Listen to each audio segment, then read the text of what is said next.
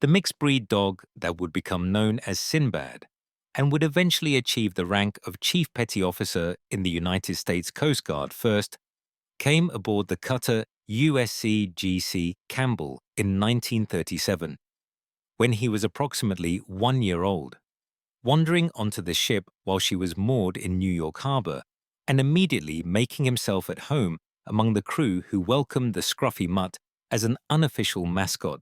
and who had no idea that this seemingly ordinary dog would serve aboard the Campbell for 11 years, including the entire duration of World War II, and would participate in some of the most savage convoy battles of the Atlantic campaign, while becoming one of the most famous and most decorated animals in American military history, earning more medals and citations than many human sailors received during their entire careers, and capturing the public imagination through newspaper articles and newsreel footage that portrayed him as the embodiment of canine loyalty and courage under fire. Sinbad was a medium-sized dog of indeterminate breeding who appeared to be primarily terrier, with possible contributions from several other breeds that gave him a distinctly mongrel appearance that his crew found endearing rather than off-putting. And he weighed approximately 40 pounds and stood about 18 inches at the shoulder with wiry brown and white fur that was perpetually disheveled despite the crew's occasional attempts to groom him into something resembling a properly maintained military working dog, rather than the scruffy stray that he had been when he first appeared on the Campbell's deck. The Campbell was a Treasury-class cutter that had been commissioned in 1936 as part of the Coast Guard's modernization program that aimed to replace older vessels with ships that incorporated the latest technology and design features, including diesel-electric propulsion, that was more efficient and reliable than the steam engines that had powered earlier Coast Guard cutters. And the ship displaced 327 feet in length and displaced 2,200 tons at full load, mounting a primary armament of 5-inch guns, plus numerous smaller caliber anti-aircraft weapons and depth charge racks that would prove essential during the convoy battles of World War II, when German submarines posed a constant threat to Allied shipping crossing the Atlantic between North America and Great Britain. The Campbell's primary peacetime mission had been law enforcement and search and rescue operations along the East Coast, where the Coast Guard maintained a continuous presence to combat smuggling and to respond to maritime emergencies that ranged from fishing boats in distress to passenger ships requiring assistance. And during these peacetime operations, Sinbad established himself as an integral member of the crew who participated in daily routines and who developed such strong bonds with the sailors aboard the Campbell that they came to regard him not as a pet or mascot, but as a genuine shipmate who shared the hardships and dangers of life at sea, and who deserved recognition and respect accordingly. Sinbad's daily routine aboard the Campbell during peacetime operations included accompanying the crew during their various duties throughout the ship, following sailors as they performed maintenance work and standing watches and conducting drills. And the dog developed an uncanny ability to anticipate the ship's routine and to position himself wherever the action was most interesting at any given moment, whether that meant watching the cooks prepare meals in the galley or observing the engineering crew working on the diesel engines, or accompanying deck parties as they painted and cleaned and maintained the ship's external surfaces. The relationship between Sinbad and the Campbell's cooks deserves particular attention, because the dog quickly learned that the galley was one of the most important locations aboard the ship, and that cultivating friendships with the men who controlled the food supply would ensure that he never went hungry, despite the fact that official Navy regulations did not provide for feeding animals aboard vessels, and despite the fact that wartime rationing meant that food supplies were carefully controlled and accounted for with minimal waste tolerated. The cooks adopted Sinbad as their unofficial mascot within the larger ship's company, and they prepared special meals for him that often included scraps of meat and other delicacies that were not available to the regular crew, and this preferential treatment occasionally caused minor friction between the cooks and other sailors who joked that Sinbad ate better than they did, and who suggested half seriously that they should try to trade duties with the dog if it meant getting access to the same quality of food. The galley crew responded to these complaints by pointing out that Sinbad earned his meals by providing valuable services, including pest control, because his presence discouraged rats and mice from establishing themselves in the food storage areas, and by serving as an early warning system for problems, because the dog's acute sense of smell allowed him to detect food that was beginning to spoil before humans would notice anything wrong and before the spoiled food could make crew members sick. Sinbad's sleeping arrangements aboard the Campbell evolved over the years from simply finding comfortable spots wherever he could, to having an official berthing space that was designated on the ship's deck plans and which was fitted out with a custom-made bunk that was appropriately sized for a 40-pound dog and which included bedding that was laundered regularly, along with the crew's linens. And this official recognition of Sinbad's need for proper accommodations reflected the crew's genuine concern for his welfare and their determination to ensure that he was as comfortable as possible, given the inherent limitations of life aboard a warship, where space was at a premium and where even human crew members often had to make do with cramped berthing areas that provided minimal privacy and minimal comfort. The location of Sinbad's bunk changed several times during his service aboard the Campbell, as the ship underwent various modifications, and as different crew members took responsibility for his care. But it was typically located near the chief petty officer's quarters in recognition of his eventual rank, and in acknowledgement that he had earned the right to bunk with the senior enlisted personnel rather than with the junior sailors, who occupied the more crowded and less comfortable berthing spaces in the forward part of the ship. The crew taught Sinbad various tricks and commands, including sitting and lying down on command and shaking hands with sailors who extended their paws in greeting,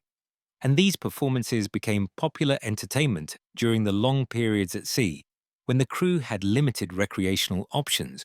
and when even simple diversions like watching a dog perform tricks could provide welcome relief from the monotony of routine operations. Sinbad's repertoire of tricks expanded over the years to include more complex behaviors, including playing dead when someone pointed their finger at him and said, "bang,"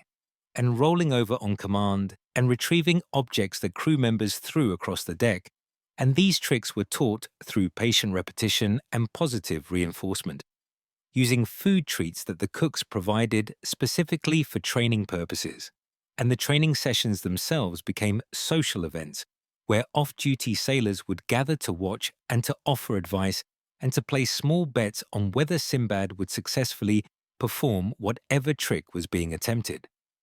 The dog's ability to learn and perform these tricks impressed sailors who had no previous experience training dogs and who were surprised by how quickly Sinbad could master new behaviors if the training was conducted properly and if appropriate rewards were provided. And several crew members who worked with Sinbad during his training went on to keep dogs as pets after the war ended, and they returned to civilian life, applying the training techniques they had learned aboard the Campbell to their own animals, and discovering that the patience and consistency that had worked with Sinbad produced similar results with other dogs regardless of breed or background. Sinbad also developed a reputation for being an excellent judge of character, who could apparently sense when strangers aboard the ship were trustworthy or suspicious.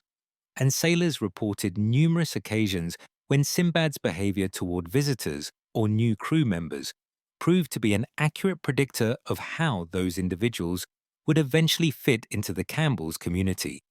with the dog showing immediate friendship toward people who would become valued members of the crew while maintaining distance from individuals who would later prove problematic or who would fail to adapt successfully to the demands of life aboard a Coast Guard cutter. When World War II began in September 1939, The Campbell continued her peacetime operations because the United States remained officially neutral during the first 2 years of the European War. But the ship's mission gradually shifted toward more military-focused activities as President Roosevelt implemented policies including the Lend-Lease program that provided material support to Britain, and as American ships began conducting neutrality patrols that monitored belligerent naval forces and protected American merchant vessels from interference by warships from nations that were at war. Sinbad remained aboard throughout these changes, and the crew made no attempt to put him ashore,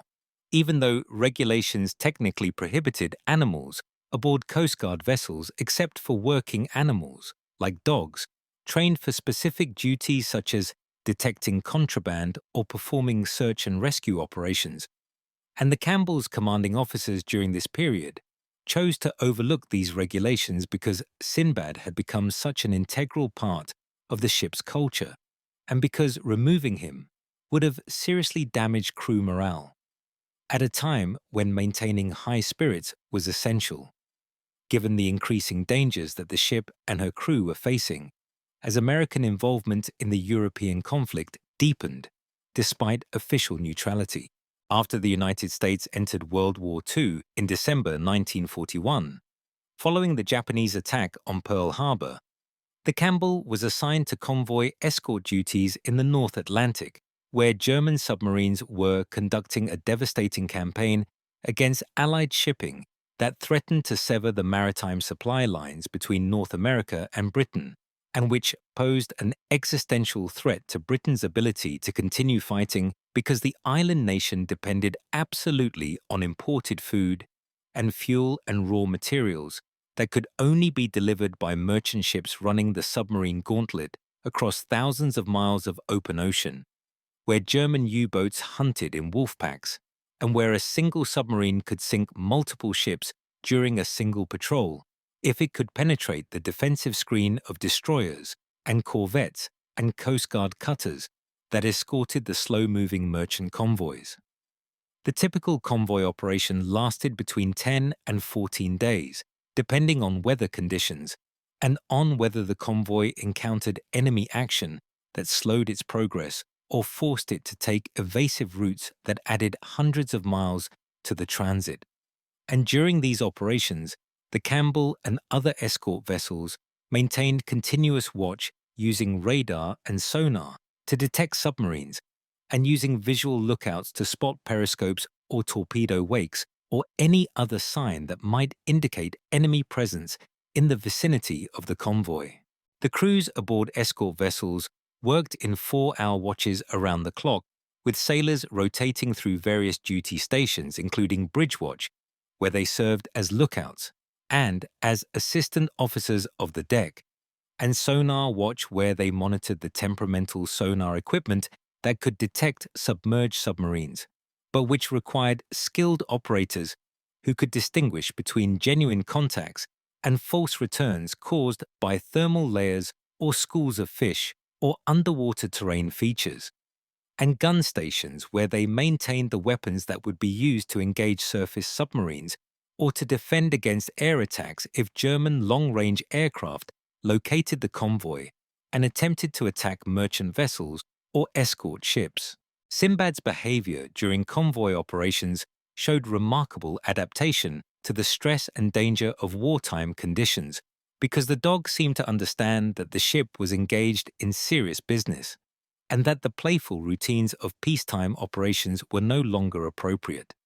And sailors reported that during convoy operations, Sinbad spent more time resting quietly in his designated spaces and less time wandering around the ship seeking entertainment or attention. From the crew, who were focused on their duties and who had less time and energy for interacting with the ship's dog than they had during peacetime, when watches were less demanding and when there was not the constant underlying tension that characterized wartime operations where death could come at any moment from a torpedo that might strike without warning and send the ship to the bottom in minutes. The dog's ability to sense the crew's mood and to moderate his own behavior accordingly reinforced the sailors' belief that Sinbad possessed an almost human level of understanding and empathy, and numerous crew members recorded in letters and diaries their conviction that the dog was aware of the dangers they faced, and that he was deliberately trying to avoid causing additional stress or distraction. For men who are already operating at the limits of their physical and psychological endurance. One particularly harrowing incident occurred during convoy on 154 in December 1942, when the Campbell and other escorts fought a running battle with a wolf pack of German submarines that sank 13 merchant ships over the course of 4 days, while the escorts struggled to protect the remaining vessels and to hunt down and destroy the submarines that were attacking, with coordinated tactics that overwhelmed the escort force's ability to respond effectively. And during this battle, Sinbad remained on deck for extended periods, despite the danger from exploding depth charges and from the possibility that the Campbell herself might be torpedoed at any moment. And sailors who were manning gun stations or damage control posts reported seeing the dog standing near the bridge, apparently watching the battle unfold, and seemingly understanding that his presence provided comfort and reassurance to crew members who drew strength from the dog's calm demeanor. Even as merchant ships were burning and sinking around them, and as the escorts launched depth charge, attacks that created enormous underwater explosions that could be felt throughout the Campbell's hull, and which sometimes brought stunned or dead fish floating to the surface as collateral damage from the anti-submarine warfare that was being conducted with desperate intensity. The psychological impact of convoy operations on escort crews was severe because these sailors witnessed terrible suffering and death without being able to do much to prevent it or to mitigate its effects. Watching through binoculars as torpedoed merchant ships broke apart and sank while survivors struggled in the frigid water. And while the escorts had to choose between stopping to rescue survivors and thereby making themselves vulnerable to additional attacks, or continuing to screen the remaining merchant vessels and leaving the survivors to their fate in water that would kill them through hypothermia. Within 15 or 20 minutes, even if they were wearing life jackets, and even if they avoided the oil fires that often erupted when tankers were hit and spilled their cargoes into the sea, where the burning petroleum created infernos that consumed anyone unfortunate enough to be caught in the flames. The moral injury that resulted from these impossible choices affected many escort sailors for the rest of their lives and creating psychological wounds that were not well understood during World War II and which were not treated with any kind of systematic therapy or counseling, because the psychiatric understanding of combat trauma was still primitive. And because military medicine focused primarily on physical injuries, rather than on the psychological damage that resulted from prolonged exposure to combat stress and moral ambiguity. The Campbell participated in dozens of convoy operations during 1942 and 1943, shepherding merchant ships across the Atlantic, while conducting continuous anti-submarine patrols that involved maintaining sonar watch around the clock and launching depth charge attacks against suspected submarine contacts, and coordinating with other escort vessels and with long-range patrol aircraft to locate and destroy German submarines before they could attack the vulnerable merchant vessels that were carrying the supplies and equipment that Allied forces needed to conduct offensive operations in North Africa, and eventually in Europe itself. Sinbad accompanied the Campbell on all these convoy operations, and he became a familiar sight to sailors throughout the escort force because the dog could often be seen standing on the Campbell's deck during convoy operations, apparently watching for submarines or aircraft just as the human lookouts were doing. And his presence aboard the ship became something of a legend throughout the Atlantic convoy community, where sailors on other ships knew about the Coast Guard cutter that carried a dog who had his own berthing space and his own mess privileges, and who was treated by the crew as a genuine member of the ship's company rather than as a mascot or pet. The crew had fashioned a small life jacket for Sinbad that he wore during general quarters when the ship was at battle stations and when there was heightened risk of attack, and photographs of Sinbad wearing his tiny life jacket became popular in newspapers back home, where the public was eager for stories that humanized the war and which showed that even in the midst of deadly combat, sailors could maintain bonds with animals and could find moments of warmth and humor despite the constant danger and stress that characterized life aboard convoy escorts operating in the North Atlantic, where weather conditions alone were sufficient to kill sailors even without any intervention from German submarines or aircraft. The Campbell's most famous action occurred on February 22, 1943, during convoy on 166, when the cutter engaged and sank the German submarine U-606 after a prolonged battle that began when the Campbell's sonar operators detected a submarine contact and tracked it through multiple evasive maneuvers before the cutter was able to maneuver into position for a depth charge attack that damaged the submarine and forced it to surface where the Campbell's guns could engage it directly. The surface engagement lasted only a few minutes, but was extraordinarily violent, as the Campbell's 5-inch gun and smaller caliber weapons poured fire into the surface submarine at point-blank range, while German sailors attempted to man their deck gun and return fire before being cut down by the American gunfire that was sweeping the submarine's conning tower and deck, and the U-606 sank stern first after her crew abandoned ship and left approximately 40 German sailors struggling in the frigid North Atlantic water, where they would die from hypothermia within minutes if they were not rescued immediately by the Campbell or by other escort vessels that were converging on the scene. The Campbell immediately began rescue operations despite the obvious danger of stopping in waters where other German submarines might be operating and where the cutter would be vulnerable to torpedo attack while she was dead in the water picking up survivors. And during the next 30 minutes, the Campbell's crew pulled 15 German sailors from the water, including the U-606's commanding officer, who was badly wounded and who died shortly after being brought aboard despite the best efforts of the Campbell's medical personnel to save him. Sinbad was present on deck during these rescue operations, and several sailors reported that the dog showed surprising gentleness toward the German survivors who were being brought aboard, approaching them cautiously but without aggression,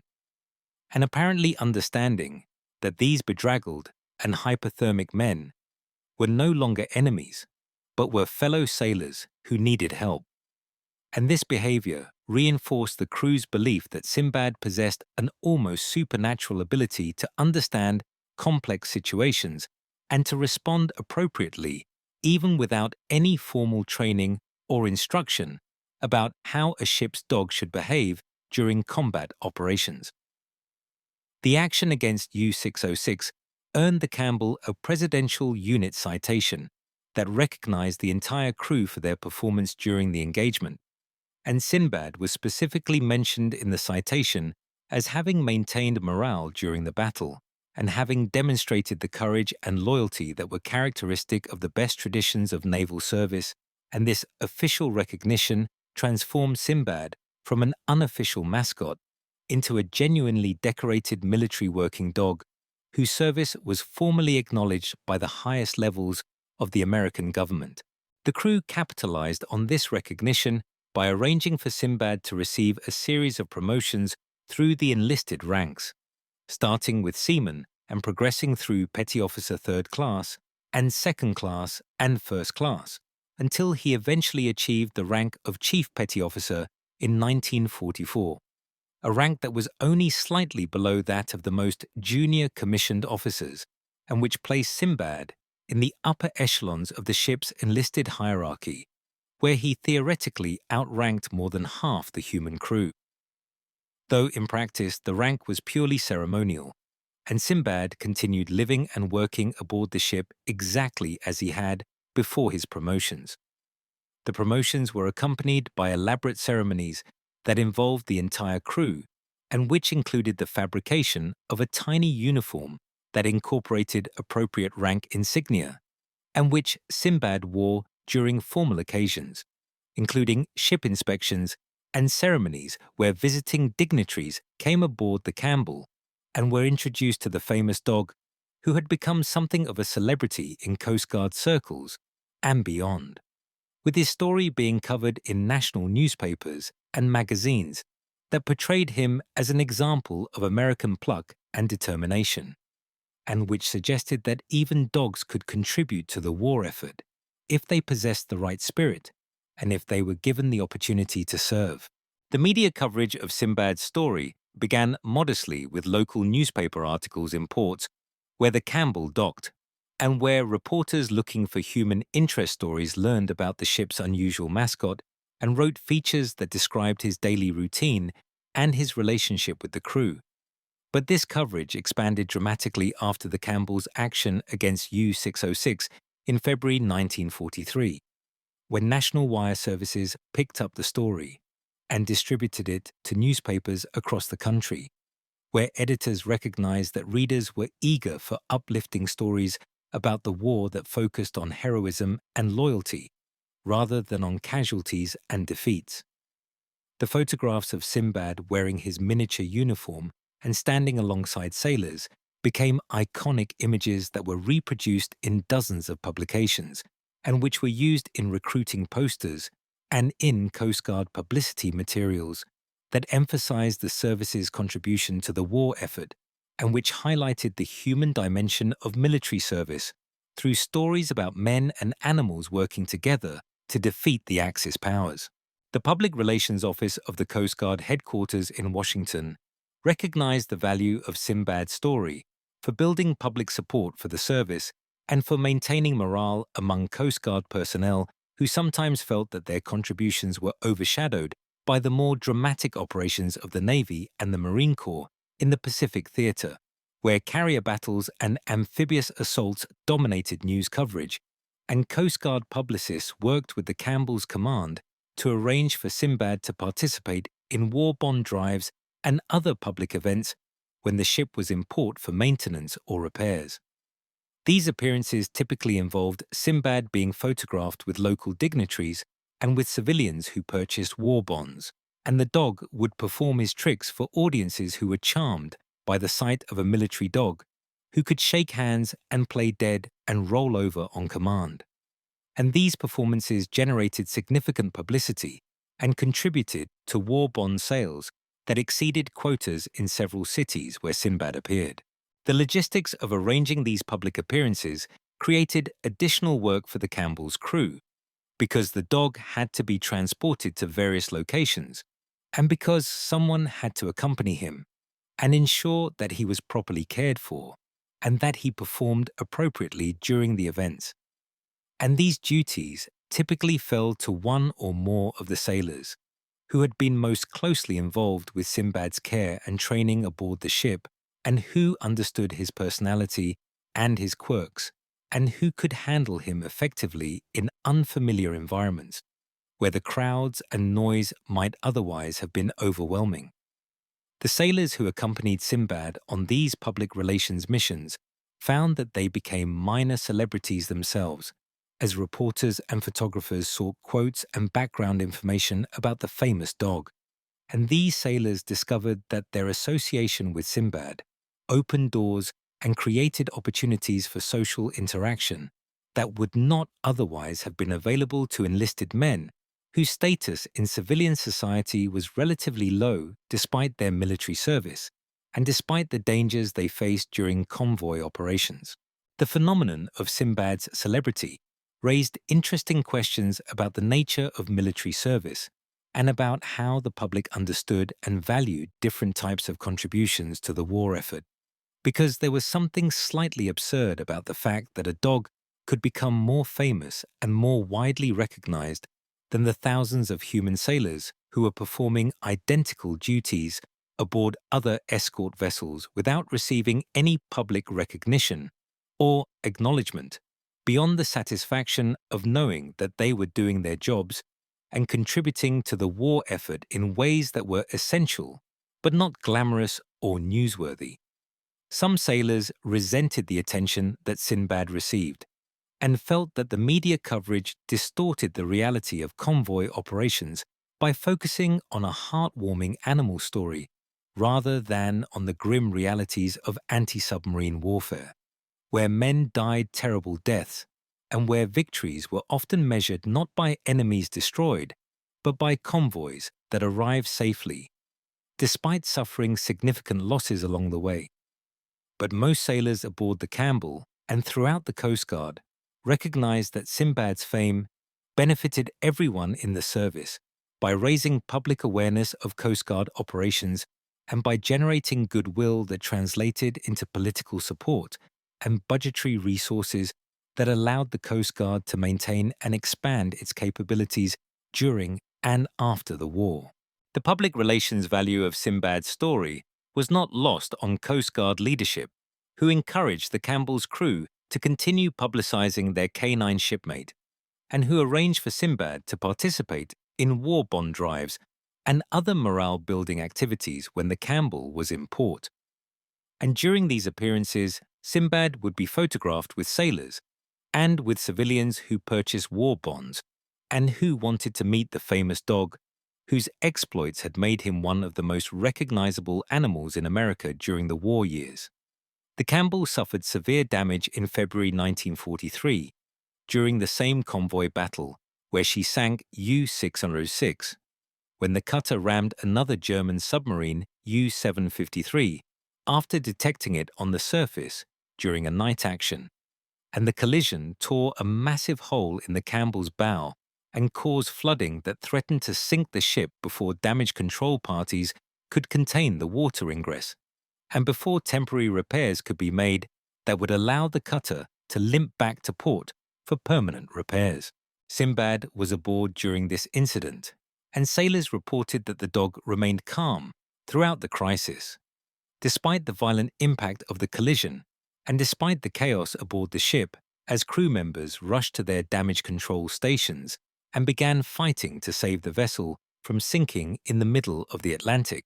where rescue would be difficult or impossible, given that all other escort vessels were occupied protecting the merchant convoy and could not break off to assist the crippled Campbell unless the tactical situation permitted. The damage control efforts succeeded in keeping the Campbell afloat long enough for her to reach Newfoundland, where temporary repairs were completed before she transited to New York for permanent repairs that required 3 months of work in a shipyard where workers rebuilt the entire bow section and conducted extensive overhaul of systems that had been damaged or degraded during the months of continuous convoy operations in the harsh North Atlantic environment. Sinbad accompanied the Campbell to the shipyard and remained aboard throughout the repair period, becoming a familiar sight to shipyard workers who would see the dog wandering around the ship or lying in sunny spots on deck, watching the work proceed around him. And workers reported that Sinbad seemed to understand that the ship was being repaired and would occasionally inspect work areas, as if checking on progress and ensuring that the repairs were being completed to appropriate standards. The dog's presence during the repair period helped maintain crew morale during a time when many sailors were being temporarily transferred to other ships or sent on leave, while the Campbell was out of service.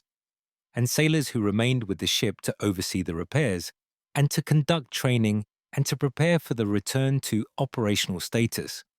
found that Sinbad provided continuity and a sense of normalcy during what might otherwise have been a difficult period when the tight-knit crew was partially dispersed and when the ship herself was in a state of partial disassembly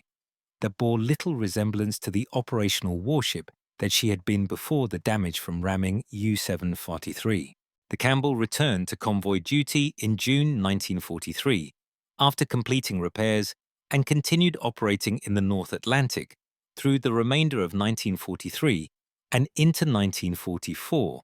as the Allies gradually gained the upper hand in the Battle of the Atlantic through a combination of improved tactics and better technology,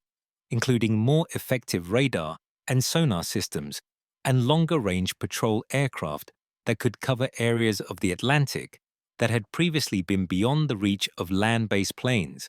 and which had therefore been sanctuaries where German submarines could operate with relative impunity.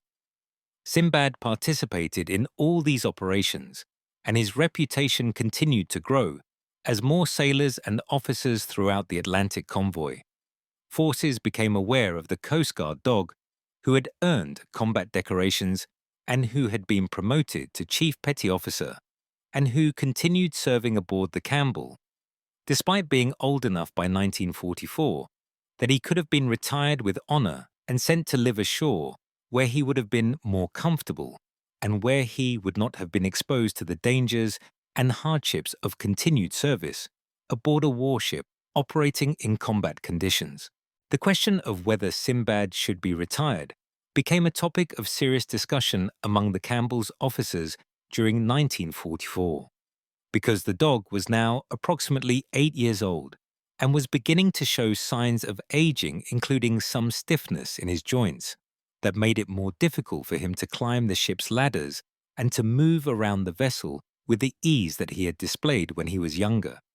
And there were concerns that keeping him aboard might be cruel, given that he was no longer able to fully enjoy the activities that had filled his days during his younger years,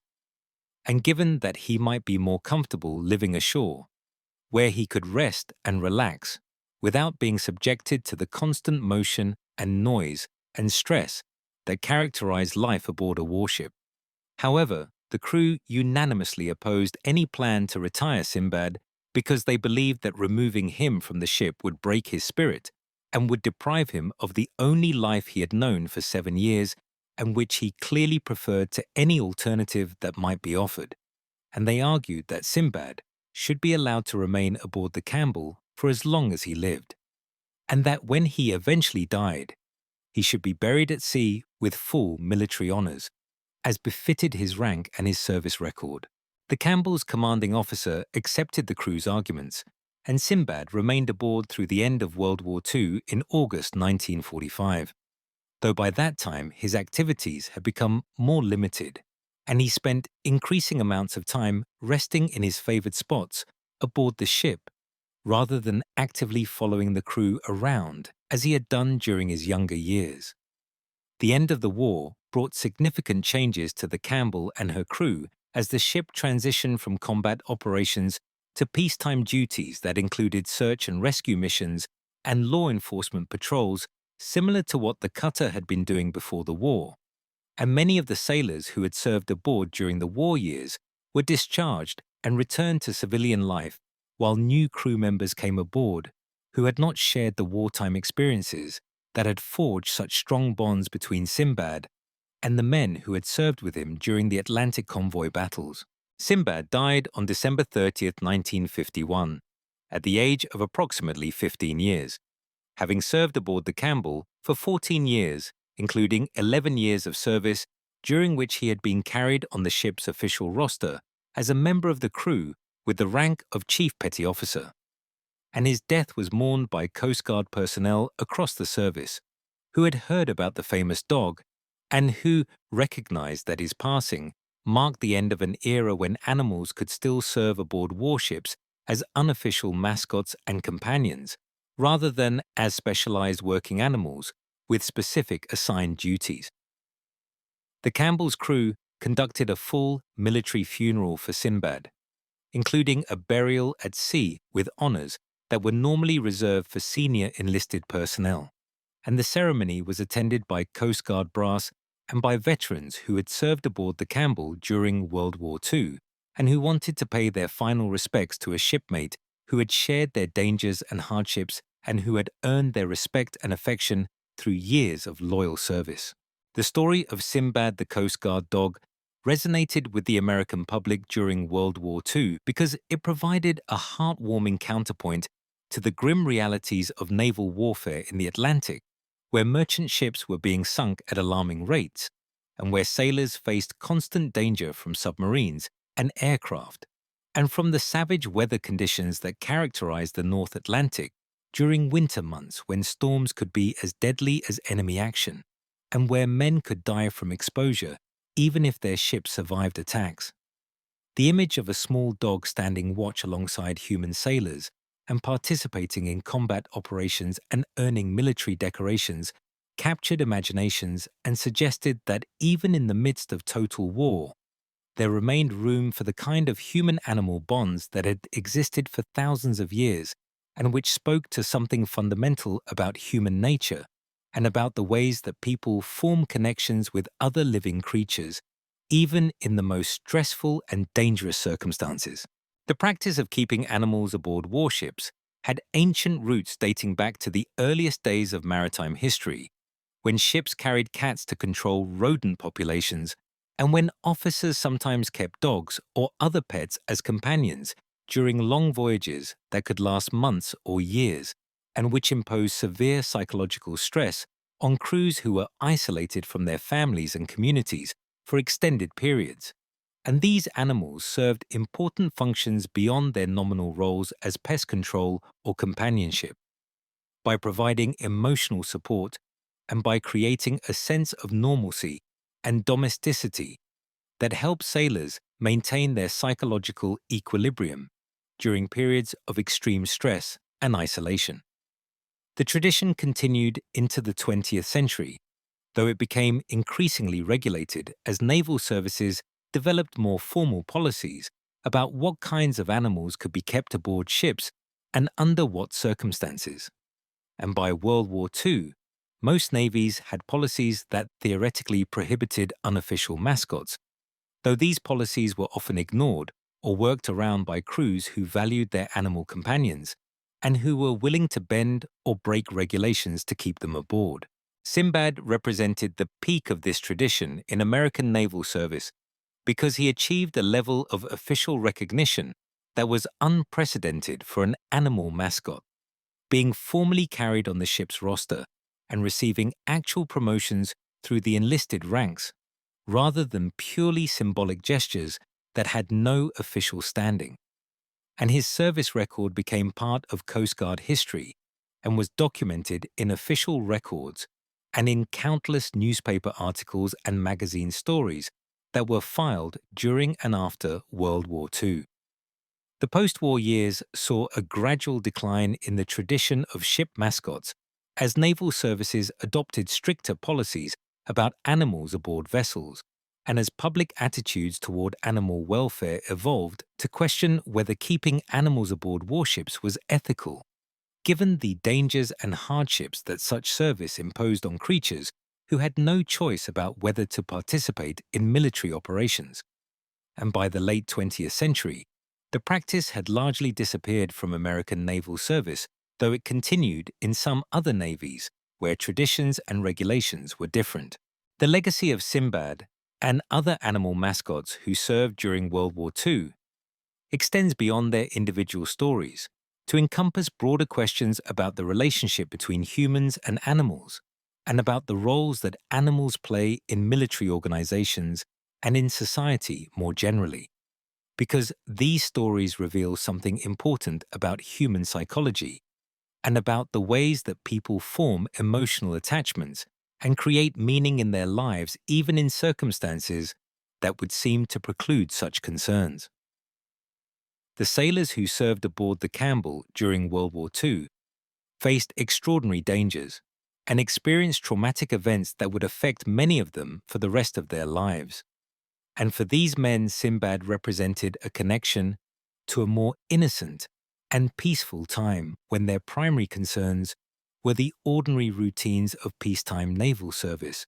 rather than the life and death struggles of convoy battles where mistakes could result in ships being sunk and hundreds of men being killed. And maintaining that connection through Sinbad's continued presence aboard the ship helped these sailors preserve their sense of identity and their sense of connection to the lives they had led before the war, and to which they hoped to return when the fighting finally ended.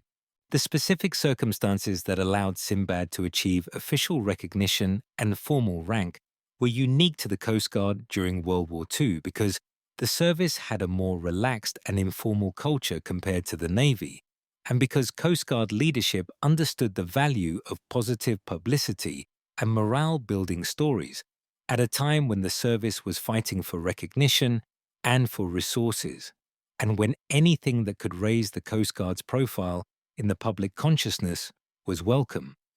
And Sinbad's story served these purposes perfectly by demonstrating that Coast Guard personnel were just as courageous and just as deserving of recognition as Navy sailors or Army soldiers or Marines who were fighting in more publicized theaters of the war. The Coast Guard had historically struggled with questions of identity and with its somewhat ambiguous status as a military service that operated under the Treasury Department during peacetime, but which was transferred to Navy control during wartime, and the service's role in convoy operations during World War II provided an opportunity to demonstrate its military capabilities and to establish a combat record that would support arguments for maintaining the Coast Guard as a distinct service with its own traditions and missions, rather than simply absorbing it into the Navy as some post-war reformers suggested. Sinbad's story also illustrates the importance of morale and unit cohesion in military organizations, because the bonds that formed between the Dog and the Campbell's crew were not fundamentally different from the bonds that formed among the crew members themselves. And these relationships were essential to maintaining the ship's effectiveness as a fighting unit during the prolonged periods of stress and danger that characterized convoy operations in the North Atlantic, where crews operated in a state of constant alertness, and where the psychological toll of continuous operations could degrade performance if not managed through leadership and through the kinds of informal coping mechanisms that included maintaining mascots and traditions and rituals that provided psychological anchors during periods when normal social structures and support systems were not available.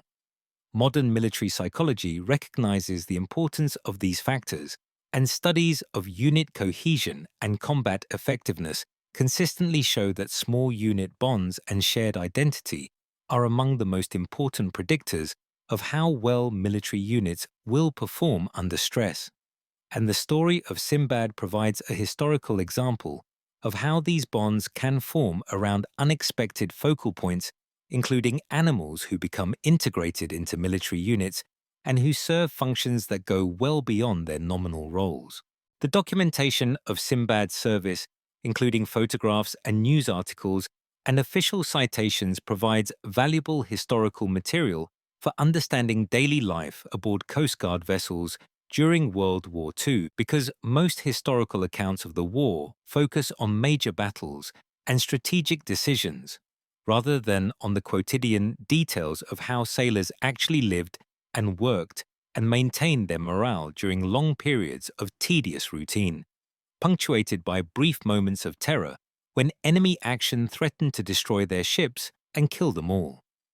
And the images of Sinbad wearing his uniform or standing watch or participating in ceremonies provide glimpses into this world that complement official histories and which reveal aspects of wartime experience that would otherwise be lost because they were not considered sufficiently important to document systematically at the time. The informal nature of much of this documentation, with its focus on human interest rather than military significance, means that researchers studying World War II naval operations can use Sinbad's story as an entry point for exploring questions about crew welfare and morale and psychological resilience that are difficult to address using only official military records that focus on tactical and operational matters rather than on the human dimensions of naval service. The physical artifacts associated with Sinbad, including his uniform and his medals, and various personal items that were kept by crew members after his death, have become collectible items that appear occasionally in auctions and that are sought by military history enthusiasts and by collectors of World War II memorabilia. And these objects serve as tangible connections to a story that resonates emotionally even decades after the events occurred, and even for people who have no personal connection to the Coast Guard or to World War II naval operations. The Coast Guard Museum in New London, Connecticut, maintains some Sinbad-related items in its collections and occasionally features them in exhibitions about Coast Guard history during World War II. And these displays typically attract significant public interest because Sinbad's story appeals to visitors who might not otherwise be particularly interested in military history, but who are drawn to stories about animals and about the bonds between humans and animals.